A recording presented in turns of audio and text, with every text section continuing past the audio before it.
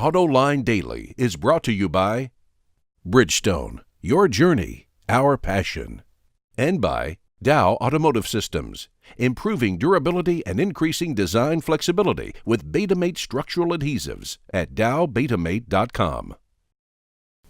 Tesla finally talks, GM gets a China bounce, and who is Auto's MVB? Welcome to Autoline Daily for Friday, October 10th.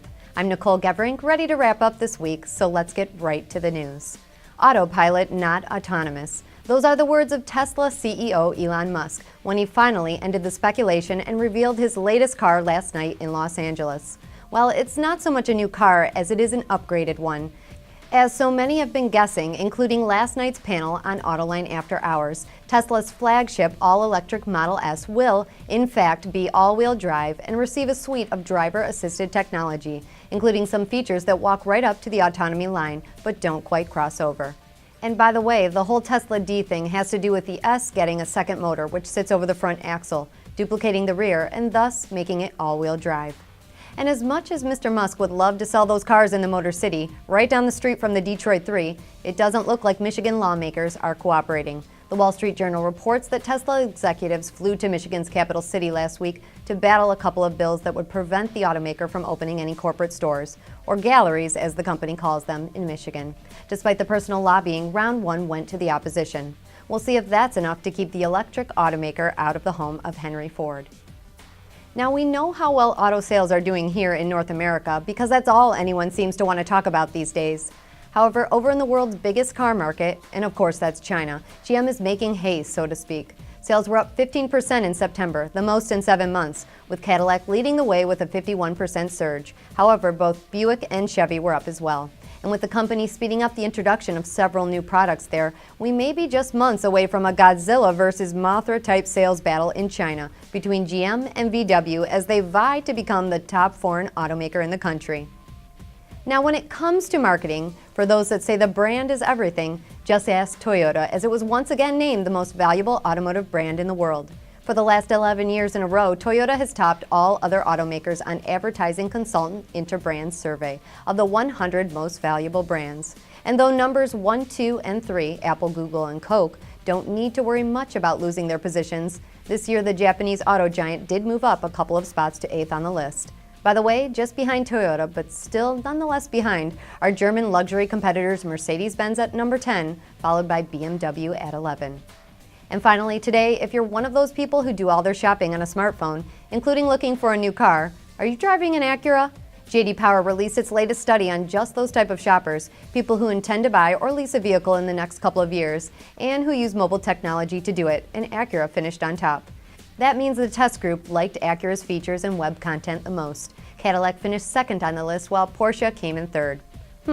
All three premium brands? Wonder if that says anything about those who use smartphones. Maybe that'll be in the next study. Anyway, we'll be right back with a few words on the best way to lose weight without sweating to the oldies with Richard Simmons. Dow Automotive Systems, driving solutions in automotive, commercial transportation, and aftermarket with innovative products like Betamate structural adhesives. Lighter, stronger, safer. dowbetamate.com. There's more car news and industry insight from the Autoline Network every day. Take a moment to click that subscribe button. You'll never miss another Autoline episode.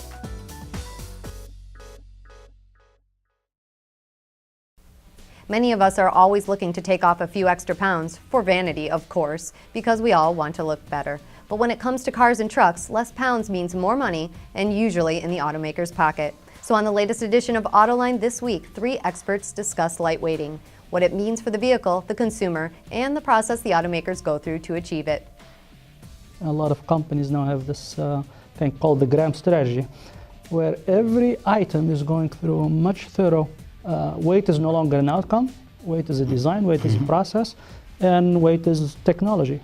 And you see that in every aspect of, I think it's in every aspect of engineering new products. Every vehicle and every component has a cost target and a weight target, and they balance that continually throughout the process to get the optimum. Exactly, and the other paradigm shift that's happening right now is the move towards global platforms. Yep. So not only do suppliers have to be engaged early because of a technology driver, But because of the globalization, these global platforms, we have to be involved much sooner to see if we've got the scale and the breadth to go ahead and supply this and hit launch on target, on time, on weight, on cost. That's Autoline This Week, available on our website and YouTube channel. Well, that wraps up my week in the anchor chair. John will be back on Monday. Thanks for all your great comments and hope to see you again soon. I'm Nicole Geverink. Thanks for watching.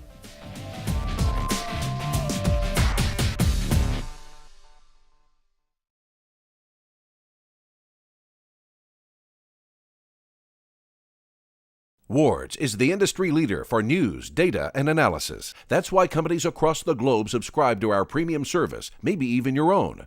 Log in for subscriber access now. Check your company's intranet for details and rely on wardsauto.com to keep you informed.